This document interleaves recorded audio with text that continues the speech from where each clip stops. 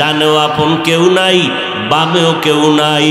যুবকটা পাহাড়ের গর্তের মধ্যে শুয়া শুয়া কান্না করে, আর আসমানের মালিকের ডাক দিয়া কয়, দয়ার মালিক, আয় আল্লাহ, আমার মা পর্যন্ত আমাকে তিরস্কার করে তাড়ায় দিল। দুনিয়াতে সন্তান কোথাও যদি জায়গা না পায়, মায়ের কাছে গিয়ে আশ্রয় নেয়, বাবার কাছে গিয়ে আশ্রয় নেয়। আমার কপাল এত খারাপ, অপরাধ করার কারণে এলাকার কেউ আমাকে ভালো জানে না, আমার মা আমার বাবা কেউ আমারে ভালো জানলো না। এখন আমি অসুস্থ, পাহাড়ের গর্তের মধ্যে একা অন্ধকারে আছি। ও আল্লাহ, আমার অন্তরের বিশ্বাস, যদি এই সময় আমার মাও থাকতেন, হাজারো অন্যায় করলে মা আমাকে একটু সেবা না করিয়া পারতেন না। আমার স্ত্রী থাকলো, আমার পার্শ্বে বসে খেদমত করত, আমার জন্য আপনার কাছে দোয়া করত। ও আল্লাহ, আমি তো তওবা করতেছি, আর গুনাহ করব না। আয় আল্লাহ, তুমি আমাকে দয়া করে মাফ করে দাও। যুবকের কান্নার পরে ওই পাহাড়ের গর্তে রব্বুল আলামিন একদল ফেরেশতা পাঠায় দিলেন। একজন ফেরেশতা মায়ের সুরাত ধরিয়া পাঠাইলেন, আর এক ফেরেশতা বাবার সুরাতে আসলো, আর একজন ফেরেশতা স্ত্রীর সুরাতে আসলো।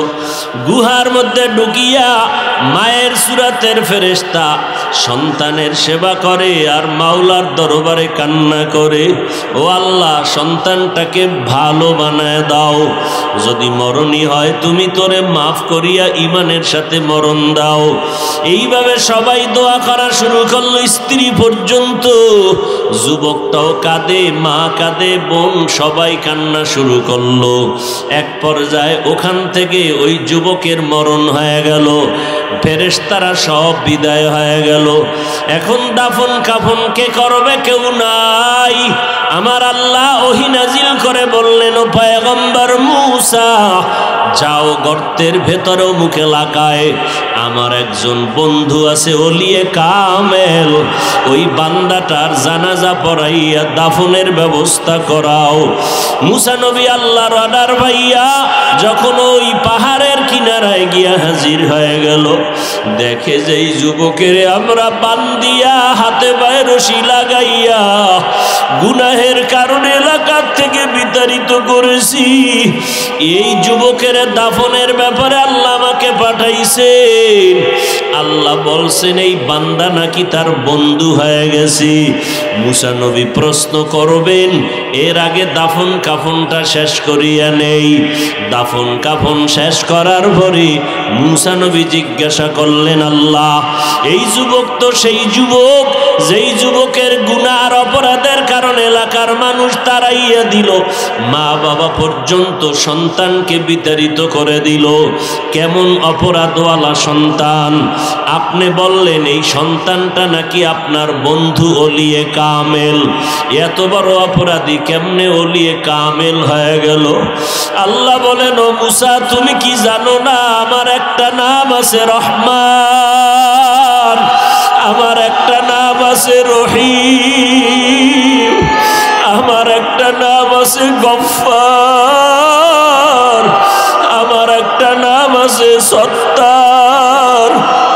সন্তান যদি অন্যায় করিয়া মায়ের কাছে কান্না করে বলে, মা আমারে মাফ করিয়া দাও, মা বাবায় ক্ষমা না করিয়া পারে না।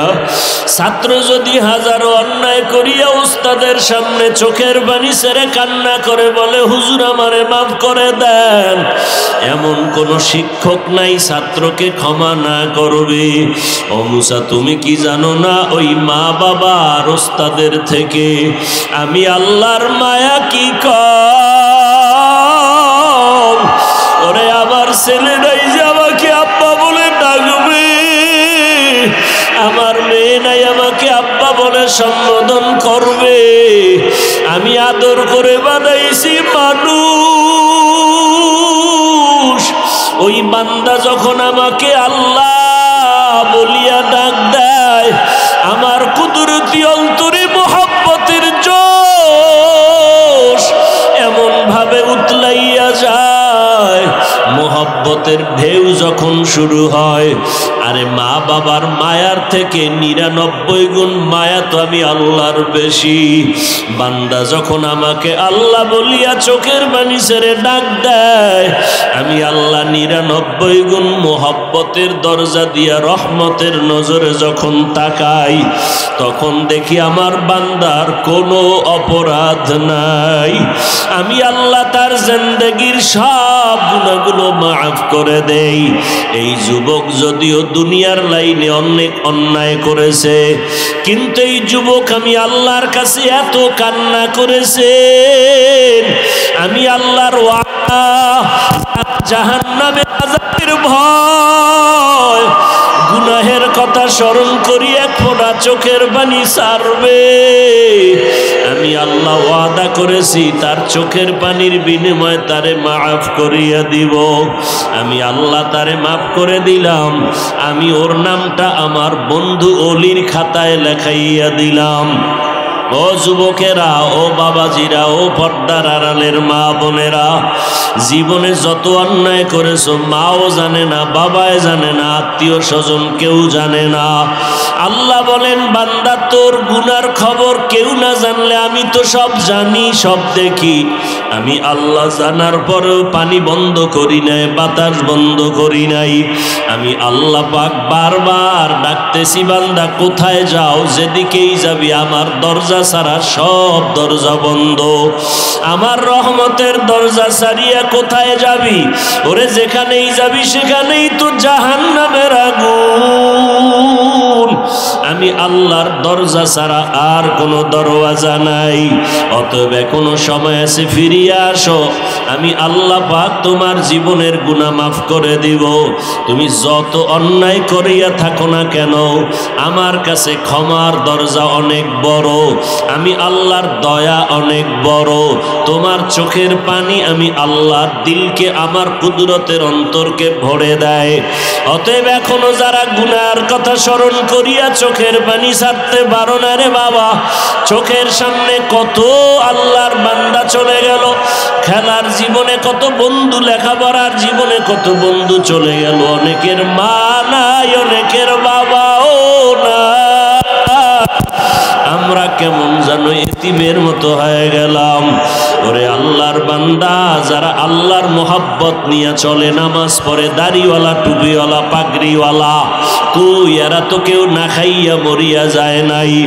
এত বড় করোনা গেল, কেউ রাস্তায় ভিক্ষা করে নাই, কেউ না খাইয়াও মরিয়া যায় নাই। আল্লাহ হয়তো কষ্টের মধ্যেও খানার আয়োজন করেছেন। অতএব যারা দুনিয়া দুনিয়া করিয়া আল্লাহকে ভুলিয়া গেছো, এখনো সময় আছে রে বাবা, আল্লাহকে মোহাব্বতের বন্ধু বানায় দাও। আমার নবীর থেকে আর তো কেউ ভালো হতে পারবা না, সাহাবায়ে কেরামদের থেকে ভালো আর কেউ হতে পারে না। তারা ব্যবসা করেছেন, চাকরি করেছেন, তারপরও আল্লাহকে ভুলে নাই। রাতের তাহাজ্জুদ বন্ধ করেন নাই, নামাজ বন্ধ করেন নাই, বেপরদায় চলেন নাই, ব্যবসা করতে গিয়ে কারো সাথে ধোঁকা দেন নাই, মিথ্যা বলেন নাই। জান্নাতের টিকিট পাইয়াও সারাটা জীবন আবার কান্না করেছেন। সারাদিন ব্যবসা করিয়া, সন্তানের হক, স্ত্রীর হক আদায় করিয়া, আবার নবীর মোহাব্বত নিয়া সুন্নতের উপরে মজবুত হইয়া চলিয়া, জান্নাতের টিকিট হাতে পাইয়া, আবার রাতের গভীরে নামাজে দাঁড়ায় কান্নার আওয়াজ। আবু বকর কান্না করে, ও আল্লাহ আমার উপায় কি হবে? ওমরে ফারুক কান্না করে, আল্লাহ কবরের মধ্যে কেমনে একা থাকবো? নবীর সাহাবী ওসমান কান্না করে, কি উপায় হবে কবরে আমার? হযরত আলী কান্না করে, কবরে আমার উপায় কি হবে? আম্মা জান আয়েশা রাদিয়াল্লাহু আনহা বলেন, একদিন দেখি রহমতের নবী আমার হুজরার মধ্যে বসে বসে গুনগুন করে কান্না করতেছেন। আমি আয়েশা ভয় পেয়ে গেলাম, না জানি কোনো বেয়াদবির কারণে নবী কান্না করেন। মায়ার নবীর গিয়া বললাম, নবী বেয়াদবি মাফ করবেন, কাঁদেন কেন? আমি আয়েশা কোনো বেয়াদবি করেছে নাকি? আল্লাহর নবী বলেন, ও আয়েশা, তুমি কোনো বেয়াদবি করো নাই, তো কেন কাঁদি জানো? নবী হাসরের ময়দানের ভয়ঙ্কর কথা আমার মনে পড়ে গেছে, হাসরের ময়দানের কথা আমার স্মরণ হয়েছে। হাসরের ময়দানে সব উলঙ্গ দাঁড়াইয়া আল্লাহর আদালতে হাজির হবে। একদিকে জাহান্নামের চিৎকারের আওয়াজ, অপরদিকে সূর্যের গরম, জমিনটা তামা হয়ে যাবে। অপরদিকে আমার আল্লাহ তাআলার রাগান্বিত আওয়াজ, লিমানিল মুলকুল ওয়াহিদিল কাহ্হার। আল্লাহ পাকের কুদরতের আওয়াজে হাসরের ময়দানটা থরথর করে কেঁপে উঠবে। ওই সময় নবীরা পর্যন্ত নাফসি নাফসি বলে কান্না করবেন। যেই নবীদের কোনো গুনাহ নাই সেই নবীরা পর্যন্ত উম্মতের ভুলিয়া যাবেন। ঈসা নবী কাঁদবেন আর বলবেন, আল্লাহ আমাকে বাঁচাও, সূর্যের গরম আর জাহান্নামের আগুনের গরম, কিয়ামতের মাঠ তামার জমিনে দাঁড়াইয়া থাকা বড় কষ্ট। মুসা নবী কাঁদবেন, আল্লাহ আমাকে বাঁচাও। ইব্রাহিম নবী কাঁদবেন আর বলবেন, আল্লাহ আমাকে বাঁচাও। আম্মা জান আয়েশা বলেন, নবী তখন আপনি রহমতের নবী কি করবেন? মায়ার নবী বলেন, ও আয়েশা, ওই সময় আমি আমাকে বাঁচানোর চিন্তা করব না, আমি সাথে সাথে মাকামে মাহমুদে সিজদায় পড়ে কাঁদব আর আল্লাহকে বলবো, আল্লাহ আমার উম্মতের ফিরাও, আমার উম্মতের জাহান্নাম থেকে বাঁচাও, আমার একটা উম্মত যেন জাহান্নামে না যায়। ও আল্লাহ আমার উম্মতের বাঁচাও। ও নবীর আশেকেরা ওই নবীরে কেমন করিয়া ভুলিয়া গেছো? ওই নবীর সুন্নতের টুপি আর দাড়ির কারণে কই আমাদের তো সম্মান কমিয়া যায় নাই। ওই নবীর সুন্নতি পোশাকের কারণে তো সম্মান কমে নাই। ও আল্লাহর বান্দারা, বরং নবীর সুন্নতের কারণে দুনিয়াতে সম্মান অনেক বেশি। নবীর সুন্নাতওয়ালাদের মতো সম্মানে আর জমিনে কেউ নাই। অতএব এখনো সময় আছে, আমার আল্লাহকে মনে মনে ডাকো আর বলো, দয়ার মালিক, আমার মতো গুনাহগার কেউ নাই। আমার গুনার খবর আমার মা বাবা জানলে কেউ আমারে মোহব্বত করত না, সবাই মনে মনে ঘৃণা করত। আজ আমি তওবার নিয়ত করে ফেললাম, রে আল্লাহ, বৃষ্টির সময় দোয়া কবুল হয়।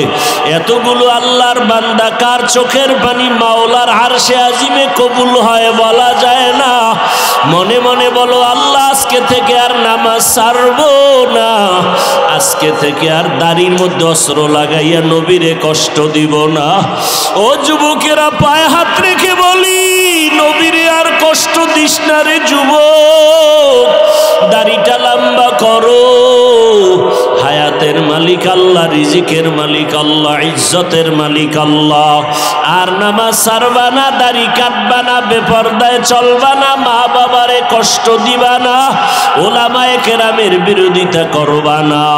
তওবা করার মতো যদি নিয়ত হয়, খাঁটি তওবার নিয়তে দুটো হাত আমার আল্লাহকে দেখাইয়া দাও। আয় আল্লাহ, হাতগুলো কবুল করে নেন, তওবা কবুল করে নেন, তওবার উপরে মজবুত হয়ে চলার তৌফিক দান করেন। আলহামদুলিল্লাহি রাব্বিল আলামিন, ওয়াসসালাতু ওয়াসসালামু আলা সাইয়্যিদিল আম্বিয়া ওয়াল মুরসালিন ওয়া আলা আলিহি ওয়া আসহাবিহি আজমাইন। ইয়া আরহামার রাহিমিন, ইয়া আরহামার রাহিমিন, ইয়া আরহামার রাহিমিন। রব্বির হামহুমা কামা রব্বায়ানি সগীরা। আল্লাহুম্মা ইন্না নাউযু বিকা মিনাল বারাসি ওয়াল জুনুনি ওয়াল জুযামি ওয়া সাইয়্যিল আসকাম। রব্বির হামহুমা কামা রব্বায়ানি सगीरा बता हमको तेरे राह किस तरफ है तेरे राह पर चला हमको खुदाया ओ गो दयार माওলা रे আমার দয়ার মাবুদ রে কোথায় গেলে পাইব তোমার ঠিকানা তোমাকে বুঝি আমি পাইলাম না তোমাকে পাইবার আশে